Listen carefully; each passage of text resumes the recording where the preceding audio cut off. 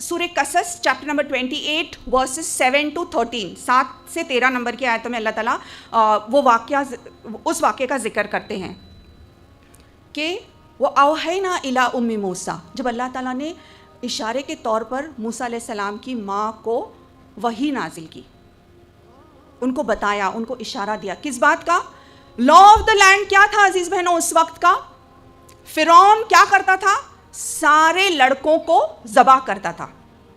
تو law of the land, جو disciplinary لا کیا تھا اس وقت کا، یہ جابر بادشاہ جو ہے تمام لڑکوں کا قتل کر ڈالتا تھا.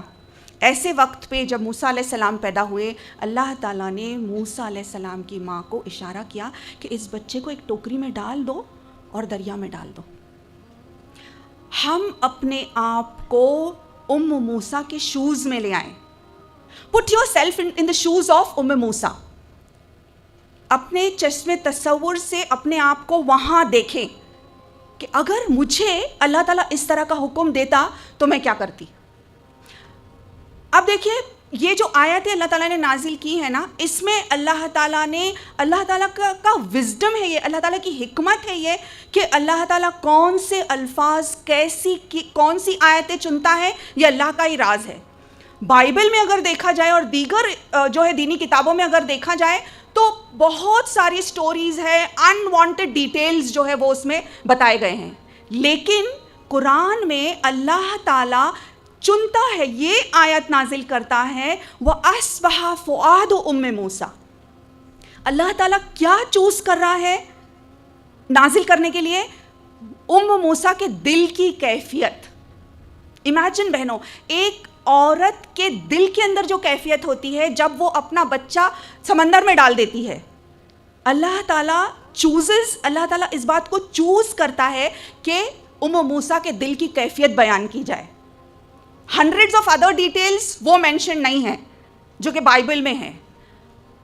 اب آپ سوچیے عزیز بہنوں اس کی دل کی کیفیت کیسی ہوگی کہ اندازہ لگائیے کہ 5 منٹ آپ شاپنگ کے لیے جب جاتی ہیں، آپ کا بچہ اگر 3 سالہ 4 سالہ بچہ کہیں چلا جاتا ہے، ماں بے چین ہو جاتی ہے، ارے عبداللہ کہاں چلے گئے، پورے گھر کو سر پر اٹھا لیتے ہیں ہم، ہے نا، کہ پتہ نہیں کہاں چلی گئی بچی، پتہ نہیں کہاں چلا گیا بیٹا. جبکہ ہم جانتے ہیں کہ سیف انوائرمنٹ ہے. یہاں پہ اللہ تعالیٰ ان کو حکم دے رہا ہے دریا میں ڈال دیجئے، پانی میں ڈالنا ہے اس باسکٹ کو. اب وہ باسکٹ جو ہے ایسی بھی نہیں ہے جو کہ پانی میں ڈوبے گی نہیں، سوئمنگ پروف تو نہیں ہے وہ. ہو سکتا ہے کوئی چٹان آ جائے، ٹاپل ہو جائے، پوری الٹ جائے، وہ ہو سکتا ہے مگرمچھ اس کو نگل لے، کچھ بھی ہو سکتا ہے. اب اللہ تعالیٰ اس کے دل کی کیفیت بیان کر رہے ہیں. وَأَصْبَحَ فُؤَادُ أُمِّ موسیٰ، اس کے دل میں ایک فؤاد ہو گیا. فؤاد کیا ہے؟ بالکل خالی ہو گیا، وہ ہالو جس کو کہیں گے، جس کے اندر کچھ بھی باقی نہیں ہے. اٹس لائک جیسے ہم کہیں گے نا ایک ٹیمپرری پیرالیسس جو ہے نا، بالکل سختے میں آ گئی ہے وہ ماں. ہائے اللہ میں نے کیا کر دیا. ڈال تو دیا انہوں نے کیونکہ اللہ کا حکم ہے، اور دوسری طرف اگر نہیں ڈالتی ہیں تو کیا ہوتا ہے؟ اس بچے کا قتل کر ڈالا جائے گا. تو ڈالا تو صحیح لیکن دل پورا خالی ہو گیا، بالکل ایک فؤاد کی طرح ہو گیا. کیسا فؤاد؟ جب بچے پیدا ہوتے ہیں پیاری بہنوں تو آرزویں، تمنائیں، خواہشات، میرا بیٹا بڑا ہوگا، میری بیٹی جو ہے ڈاکٹر ہوگی، وہ ایک داعیہ ہوگی، حافظ القرآن ہوگی، میرے لیے قرۃ عین ہوگی، کتنی ساری خواہشیں ہوتی ہیں نا. تو وہ کیا ہو گیا؟ سب چیز خالی ہو گئی، بالکل جیسے کہ ٹوٹ بکھر ٹکڑے ٹکڑے ہو گیا دل. پھر اللہ تعالیٰ آیت نمبر 10 میں آگے فرماتے ہیں لولا اربتنا علی قلبہا، لولا اربتنا علی قلبہا، اگر ہم اس کے دل کو نہیں تھام لیتے، اگر ہم اس کے دل کو مضبوطی نہیں عطا کرتے، اگر ہم اس کے دل کو استقامت نہیں عطا کرتے، تو اللہ تعالیٰ نے کیا کیا؟ ربطا، جس کے معنی ہے بالکل باندھنا، مضبوطی عطا کرنا.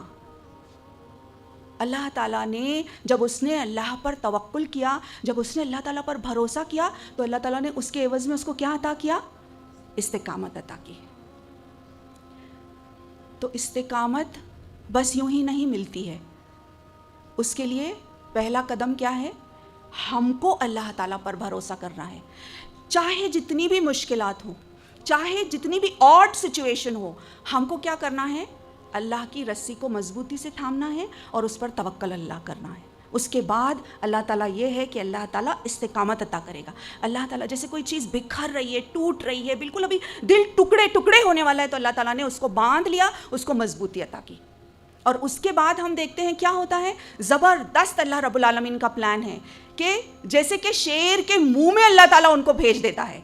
وہ بہن آتی ہے اور پھر رضائی کے لیے کوئی تیار، کس کے بچہ جو ہے دودھ کسی کا نہیں پیتا ہے، یہاں تک کہ ام موسیٰ کو ہی بلایا جاتا ہے. اور اب دیکھیے پیلس کے اندر دشمن کی گود میں پل رہا ہے، کمپلیٹ سیکیورٹی کے ساتھ.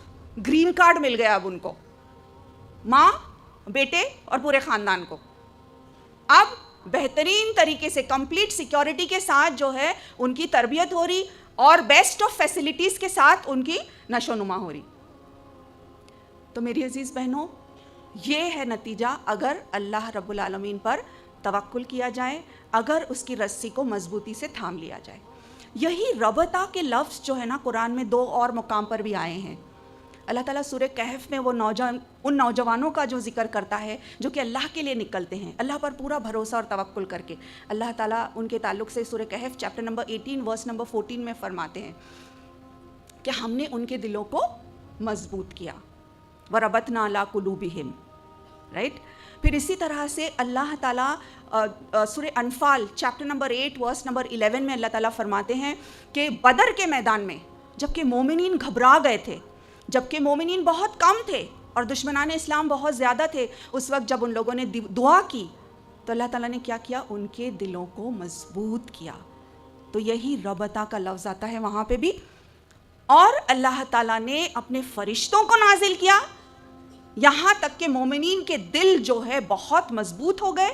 اور جب اللہ تعالیٰ اس طرح کی استقامت عطا کرتا ہے نا تو کوئی مشکل نہیں نظر آتی. میری پیاری بہنوں، ام موسیٰ جو ہیں ایک نبی نہیں ہے، ایک عام خاتون تھی. وہ بھی جب ان کا گہرا تعلق تھا اللہ تعالیٰ سے، تو ہم اور آپ، ہمارا بھی ہم گہرا تعلق، گہرا ربط اللہ تعالیٰ سے قائم کر سکتے ہیں. اگر ہم نے اللہ پر توکل کیا اور بھروسہ کیا تو ویسا ہی ہمارے لیے بھی ہماری دعائیں رنگ لائیں گی جس طرح سے اللہ تعالیٰ نے ام موسیٰ کی مدد کی. دوسری ماں جن کے بارے میں قرآن میں آتا ہے وہ ہے ام عیسیٰ، مریم علیہ السلام. اللہ تعالیٰ قرآن پاک میں چیپٹر نمبر 19 سورہ مریم میں اللہ تعالیٰ ذکر کرتے ہیں. چیپٹر 16 ورس نمبر 16 سے لے کے ورس نمبر 36 اور دوسرے مقام پر بھی اس سٹوری کے بارے میں آتا ہے کہ کس طرح سے اللہ رب العالمین نے ایک خاص شرف عطا کیا مریم علیہ السلام کو. نہ صرف یہ کہ ان کا نام قرآن میں آتا ہے بلکہ ایک پوری سورہ مریم ان کے نام سے موجود ہے. اللہ تعالیٰ کو ان کی ادا اتنی پسند آئی. کون سی ایسی کوالٹیز تھیں جو مریم علیہ السلام میں تھی جس کی وجہ سے اللہ تعالیٰ نے ان کو یہ شرف دیا. اور صرف یہی نہیں پیاری بہنوں، اس کے علاوہ یہ بھی ہے کہ وہ ایسی واحد ہستی ہیں جن کو ایک نبی کے لقب سے بلایا جاتا ہے، عیسیٰ ابن مریم. عیسیٰ علیہ السلام کو جب قرآن میں بلایا جاتا ہے تو ابن مریم کے نام سے بلایا جاتا ہے، اور یہ شرف کسی اور کو نہیں حاصل ہے. اپنی والدہ کے نام سے ان کو یاد کیا اللہ تعالیٰ نے قرآن پاک میں. ان اللہ استفا کی و طہر کی و استفا کی علی نساء العالمین، کہ یہ بہت ہی بہترین صفت والی، اعلیٰ ترین اخلاق اور اعلیٰ ترین کردار والی خاتون جس کو قرآن نے قرار دیا وہ ہے مریم علیہ السلام. اور کیوں؟ اللہ تعالیٰ کو ان کی حیا بہت زیادہ پسند آئی. اللہ رب العالمین کو ان کی موڈیسٹی جو ہے وہ بہت زیادہ پسند آئی. جب جبرائیل علیہ السلام ایک نوجوان حسین شخص کی شکل میں ان کے سامنے آئے تو انہوں نے کیا کہا؟ میں پناہ مانگتی ہوں اللہ تعالیٰ کی، اعوذ باللہ من الشیطان الرجیم. اس کے بعد ان کی کوالٹی یہ تھی کہ وہ ایک دعا گو عورت تھی. ہمیشہ اللہ تعالیٰ سے گہرا تعلق، گہرا ربط، اللہ تعالیٰ سے دعا کرنا. ہر دعا کیا ہے عزیز بہنوں؟ اللہ تعالیٰ سے بات چیت ہے، اللہ تعالیٰ سے کانورسیشن ہے کہ ہم مانگ رہے ہیں، ہم گڑ گڑا رہے ہیں، ہم جو ہے بار بار اللہ تعالیٰ کو یاد کر رہے ہیں. وہ انہوں نے کیا. اور اسی تعلق سے قرآن میں بھی آتا ہے کہ جب زکریا علیہ السلام ان کے محراب میں آتے ہیں اور دیکھتے ہیں کہ یہ سارے نان سیزنل فروٹس ہیں, یہ سارے پھل ہیں جو کہ عام طور پر موجود نہیں ہیں, مارکیٹ میں موجود نہیں ہیں, جو تو کہتی ہے کہ ہوا من عند اللہ, یہ اللہ تعالیٰ کی طرف سے ہے. اگر کسی کو یہ شرف حاصل ہے کہ وہ قرآن کے تعلق سے مس یونیورس آف دا قرآن کہلایا جائے تو وہ ہے مریم علیہ السلام. عام طور پہ نسلیں جو ہے دیکھتی ہیں اور بڑے بڑے فخر سے دیکھتی ہیں مس یونیورس اور miss so and so, Miss World. Miss Universe of the Quran اگر کوئی ہے پیاری بہنوں تو وہ ہے مریم علیہ السلام. پھر تیسری وہ ہے اسماعیل.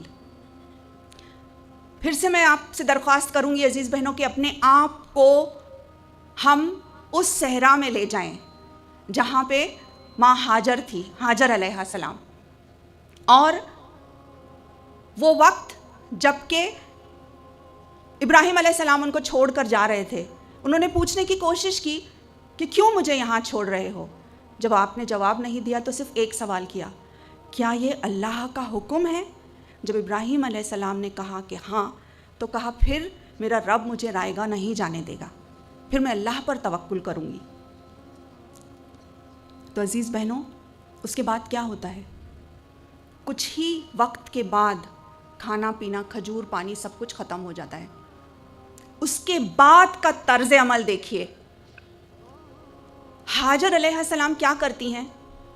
وہ چاہتی تو مصلی بچھا کے یا وہیں پہ تسبیحات کرنا شروع کر سکتی تھی. وہ چاہتی تو اللہ کو دعا مانگتی بیٹھ سکتی تھی.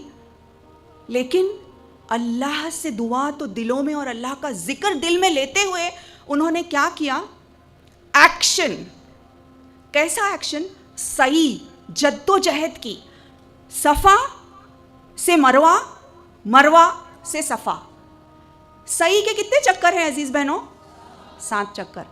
وہ چاہتی تو 1 یا 2 چکر پر بھی اکتفا کر سکتی تھی نا. 1 چکر 2 چکر کافی ہے, دیکھ لیا میں نے, کچھ بھی نہیں ہے, وہاں پہ بھی کچھ نہیں ہے, یہاں پہ بھی کچھ نہیں ہے. لیکن پھر بھی انہوں نے کتنے چکر لگائے؟ کنٹینیوسلی جد و جہد. عزیز بہنوں وہ جانتی تھی کہ اللہ کی رضا کے لیے محنت ضروری ہے, کیونکہ پھل اتنا ہی ملے گا جتنا کہ ہم محنت کریں گے.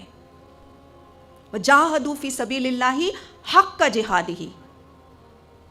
تو عزیز بہنوں 1 2 نہیں 3 4 5 6 7 چکر لگاتی ہیں وہ, اور اس کے بعد اللہ رب العالمین کی مدد آتی ہے. میری عزیز بہنوں کچھ کام ایسے ہیں جو انہوں نے نہیں کیے اور کچھ کام ایسے ہیں جو انہوں نے کیے. ہم پاز کرتے ہیں, ہاں اس سٹوری کو ہم کچھ لمحوں کے لیے پاز کرتے ہیں اور ہم اپنا جائزہ لیتے ہیں کہ اگر میں اور آپ اس جگہ پر ہوتے تو ہم کیا کرتے. کیا ہم کمپلینس, شکایتیں, پتہ نہیں مجھے کیوں چھوڑ کر گئے میرے ہسبینڈ, پتہ نہیں کیا پرابلم ہے, ایسا کوئی ہوتا ہے, ایسا کبھی چھوڑ کر جاتا ہے. اور اس کے بعد یہ کہ شاید رونا شروع کر دیتے. دیکھیے کتنی سمارٹ ہیں ہاجر علیہ السلام. ان کا سینس کیا کہیں گے, پریزنٹ مائنڈڈ ہے وہ کتنی, کہ وہ یہ سوچ رہی ہیں کہ میں جلدی سے جلدی زیادہ سے زیادہ کوشش کروں کہ کسی طرح اپنے بچے کی جان بچا لوں. اور ایک طرف وہ ڈینجرسلی تھرسٹی بیٹا ہے جو کہ کسی بھی وقت دم توڑ سکتا ہے. بس وہ بچے کو لے کر, بلبلاتے بچے کو لے کر بیٹھ سکتی تھی, لیکن انہوں نے بچے کو وہاں رکھا اور فوری طور پر جو جد و جہد کر سکتی تھی وہ جد و جہد انہوں نے کی. تو عزیز بہنوں ہم اکثر 1 فون کال 2 فون کال, 1 مرتبہ کلاس کو چلے گئے, 2 4 مرتبہ چلے گئے, اس کے بعد نہیں سمجھ نہیں آ رہا, یا میں کر نہیں سک رہی ہوں یا یہ ہو رہا ہے کہ کانٹیکٹ ہی نہیں ہو رہا, یا ایڈمیشن نہیں مل رہا, یا رجسٹریشن نہیں ہو رہا. تو عزیز بہنوں ہم شیطان کے وسوس میں آ جاتے ہیں, جبکہ ہم کو ہماری ماں ہاجر جو ہے کیا سکھاتی ہے کہ ہم کو ہم ایسی قوم ہیں, ہمارے رگوں میں ایسا خون دوڑ رہا ہے جو کہ ہاجر علیہ السلام کا ہے. اور دیکھیے اس کی برکت, دیکھیے اس کا نتیجہ کیسا ہوتا ہے. آپ سمجھتے ہیں ستجدونی انشاءاللہ, بس یوں ہی اسماعیل علیہ السلام تیار ہو گئے کہنے کے لیے کہ ہاں میں تیار ہوں ابا جان, آپ مجھے صابر بندوں میں سے پاؤ گے؟ جب ابراہیم علیہ السلام نے ذکر کیا اسماعیل علیہ السلام سے کہ میں نے دیکھا خواب میں کہ میں تمہیں ذبح کر رہا ہوں, تو کیا جواب تھا اسماعیل علیہ السلام کا؟ ستجدونی انشاءاللہ. تو پیاری بہنوں, ستجدونی انشاءاللہ کے پیچھے ایک بڑی تحریک ہے, ایک تربیت برپا ہے. بس یوں ہی کوئی بچہ, آج اگر ہم کسی بچے سے کہہ دیں, میرے اور آپ کے بچے کی مثال لے لیں میری عزیز بہنوں آپ, اور ہم ان سے پوچھیں کہ اگر آپ اس جگہ پہ ہوتے تو آپ کیا کہتے؟ تو پیاری بہنوں, جب ماں بھلی بنتی ہے تو نسلیں بھی بھلی بنتی ہے, اور جب ماں بری بنتی ہے تو نسلیں بھی جو ہے تباہی اور بربادی کی طرف جاتی ہیں. تو اللہ تعالیٰ ہم سب کو ایسا بنائیں کہ ہم کچھ نہ کچھ اس امت مسلمہ کو دے گزریں, ہم کچھ نہ کچھ دین کی خدمت ہم کریں, چاہے دنیا میں ہم کتنے بھی آگے ہوں, لیکن اللہ کے لیے کچھ نہ کچھ کرنے والے بن جائیں.